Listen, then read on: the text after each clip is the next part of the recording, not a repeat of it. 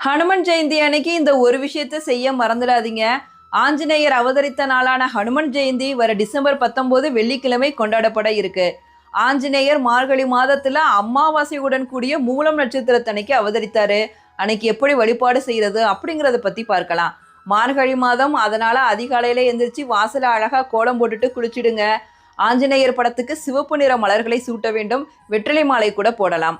வாழைப்பழம், வெல்லம், உளுந்த வடை, சர்க்கரை பொங்கல், வெண்ணெய் இதில் எதை உங்களுக்கு படைக்க முடியுமோ அதை நைவேத்தியமாக ஆஞ்சநேயருக்கு படைச்சிடுங்க. அன்னைக்கு சொல்ல வேண்டிய எளிமையான சக்தி வாய்ந்த மந்திரம் ஓம் ஹனுமதே நம. இதை 108 தடவை இல்லாட்டி 1008 தடவை உச்சரிக்கலாம். அதுக்கப்புறம் சுந்தரகாண்டம், ஹனுமன் சலிசா இது எல்லாம் பாராயணம் பண்ணிங்கன்னா அதிகமான பலனை தரும். ஹனுமன் ஜெயந்தி அன்னைக்கு இந்த ஒரு விஷயத்தை மறந்துடாதீங்க. அதுதான் ராமநாமம்.